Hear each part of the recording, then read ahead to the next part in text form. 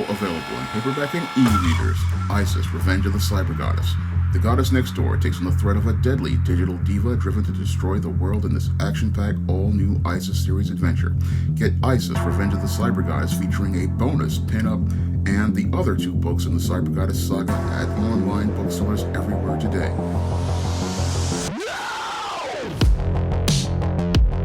One of my viewers left a comment on my video, Milestone isn't bringing on the bad guys. And this comment really was something I was eager to answer because in my over 25 years of writing your black characters like Isis, John Haynes, and Eaststeam, and many others, I understand that when you're writing a black character, you have to delve deeper than the color of their skin. Now, this viewer asked the question, who is the black hero supposed to fight?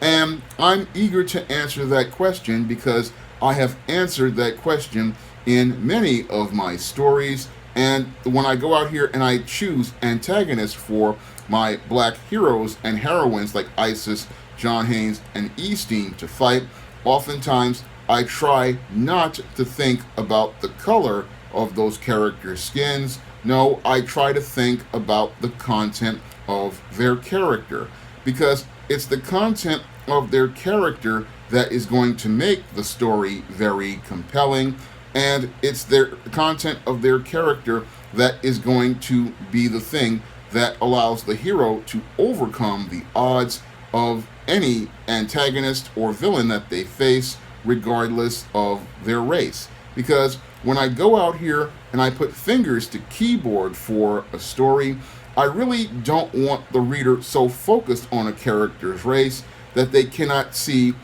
character traits that the hero or the villain is portraying, such as their personality, their voice, or actions that they're participating in the story. Because when you focus so heavily on the race of the characters, it takes you out of the story, and it makes it where it becomes difficult to really follow what's going on in the story. So when I looked at Milestone's latest relaunch in this year of your hardware, icon, and static, one of the things that drew me out of the story was the fact that every antagonist for all 3 characters in each of their different series was this whole evil white man concept. Whether it be the Benedict Lord in Icon, the Hot Street character in Static, or Edwin Alva in Hardware, it just drew me out of the story that all 3 books feature an itineration of this evil white man, and we didn't really get much as related to diversity of thought, because when you're writing bad guys in a story, bad guys are supposed to drive the conflict. And when you have 3 different books from 3 different series, and they all feature the same villain, it sucks you right out of the story, and it doesn't make you care about what's going on. Because when you have a hero out here and they're going on their mission, you have to answer one critical question that I learned from screenwriting, and that is, why should we care? And it's hard to care about buying 3 different series when they all feature the exact same bad guy, and they're all motivated to participate in the evil acts that they're participating in because they want to oppress black people. That really, while it's something that happens in real life, it isn't really compelling for storytelling long term, because the evil white man, yes, it's a story that will get people's attention for a moment, but over time, the reader or the audience is just going to get extremely tired of seeing the same story over and over again of the evil white man and the black hero who must stop the plans of the evil white man. And when you have your black hero constantly fighting against the evil white man, it really becomes extremely repetitive and extremely boring. Now, as a writer, I find writing that kind of story over and over again, it's just really tedious to do because it just shows me that the conflict between the hero and the villain never really resolves. And when you're writing stories, you really want that conflict to resolve so that you can move on to the next story. And really talented writers, they don't really want to sit there with their fingers to the keyboard continuing to write the same story over and over again, because this really dulls your skills and it really takes away from your craft. No, really skilled writers, they don't really want to just keep sitting there putting their fingers to the keyboard writing the same story over and over again with the black hero fighting against the evil white man. No, what good writers want to do is they want to present a diversity of thought, and they want to show you all of these different villains, again, based on the content of their character, not the color of their skin. And they want to develop relationships between the hero that show different aspects of that hero's character as they go out here to take on whatever challenges are put in front of them and overcome the odds. Because when I'm writing books like the ISIS series or the Eastdeem series or the John Haynes series, I want to show different aspects of that character, and I want to show that through the different bad guys and the different challenges they face. So, for example, in one story that I did called Isis the Beauty Myth, I had the Isis character taking on the evil cosmetics owner, Rahima Sanders, and she was looking to get the secrets of Isis's immortality and beauty. And as I was doing that story, I wanted to incorporate some black history. So when I created the Sepia Corporation that Rahima Sanders is running, I talked about Ebony Fashion Fair and Fashion Fair Cosmetics, which is a major part of black history, and how it inspired me to create the whole Sepia brand. So I made a character using that whole concept of black history, but I incorporated it in a way where we could see some little sci-fi elements and make it somewhat compelling. And as I followed up that story with Isis, Wrath of the Cyber Goddess, I then made it where the character of Rahima Sanders was so obsessed with Isis's immortality and beauty that she goes out to use science to turn herself into a cyber goddess, and using science to give herself that same sort of immortality and powers similar to Isis's powers. And it was all based on this covetousness that Rahima had over Isis, and then Isis's, in contrast, her anger at Rahima turning herself into this mechanized goddess. And the whole thing is, it was about more than just going out here and just saying, oh, evil person based on their race. It's based on the relationship between the characters, and it was all about trying to give you those sci-fi elements to make the story far more compelling. And also, like in the case of other characters I've worked with, like in the case of your John Haynes, when I was doing John Haynes' Dark Succubus, I wanted the succubus character to be a kind of demon that was looking to seduce John and looking to delve into his personal issues and use them as a way to try to tempt him into entering into her dark dream world. So I really wanted the reader, again, to be focused on the character's motivations for doing evil, not on their skin tone, and you sitting there going, oh, it's a black character versus a white character. No, I wanted to give you a black character versus a villain that was compelling, and it really wasn't about their race. Now, I did another character called Goldenshine in a story called Isis, All That Glitters, and yes, this was a blonde white female, but the whole point of the villain was that she was out here looking to elevate her social status through these attention-seeking stunts of bank robberies and other smash and grab robberies, and have them broadcast all through social media in an effort to build her reputation.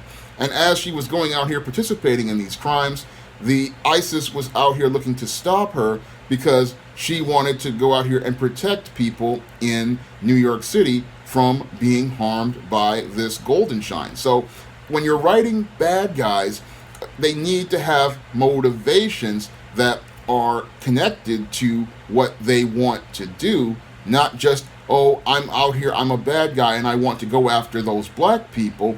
That's not, again, a very compelling story for all your villains to participate in, and it really makes for an extremely shallow rogues gallery. So you really want to have a lot of diversity of thought as related to your bad guys, and you want your rogues gallery to build with bad guys that have different reasons for hating the hero. So when I look at really good rogues galleries, like the Flash's rogues gallery, where you have your Captain Boomerang, you have your Mirror Master, you have your Captain Cold, and many others like Rainbow Raider and Savitar and many others. It's a very diverse rogues gallery, and everybody in the Flash's rogues gallery has different reasons for wanting to take out the Flash. And the same thing with Spider-Man and Batman. You cannot say that every character in Spider-Man or Batman's rogues gallery has the same motivation for going after Batman or Spider-Man. And each different villain, yes, they have different motivations, and that's one of the things that makes those characters fan favorites, and one of the things that makes those characters some of the most popular characters at Marvel and DC, is the fact that there was a heavy focus on building up their rogues galleries and showing us different sides of that character and different parts of their personality, different aspects of what motivates them, and different traits of this character that we would find appealing and attractive. So who is the black hero supposed to fight? The answer to that question is very simple. Villains that are extremely compelling, and villains that can go out here and drive a story all the way to the end and leave the reader extremely satisfied. Because when I go out here and I create villains, I don't really want to think about, again, skin tone first. I want to think about internal aspects like the character's voice, the character's personality, and the character's motivations for fighting the hero, because that's something that a good writer wants to do, is give you a compelling story where the antagonist is somebody very interesting. Now, the viewer also says, oh, most times comic heroes fight villains that are a reflection of themselves.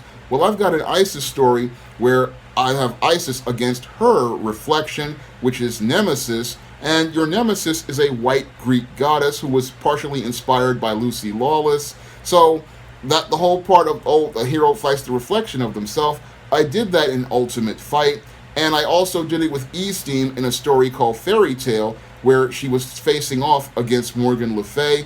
And again, while the villains were white, what happened was the voice and the personalities of the characters were both so strong that I, again, was not focused on the skin tone of the villains. I was focused on the motivations of the character. So it's not, again, about the color of those characters' skin. It is about showing you that these characters have these character traits that people can relate to and identify with, and showing you how good can triumph over evil. That's what I try to do when I'm writing, again, characters like Isis or John Haynes or E-Steam, or even characters like Matilda Crowley and Spellbound and the Spinsterella trilogy.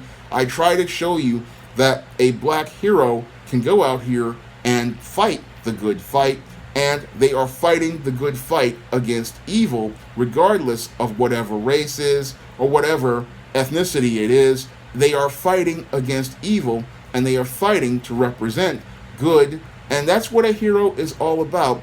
And a good writer can go out here and craft a very well done story where we can see the relationship between the hero and the villain, and we can see how that relationship shows what type of person this hero is and what they will do under the greatest pressures ever presented to them.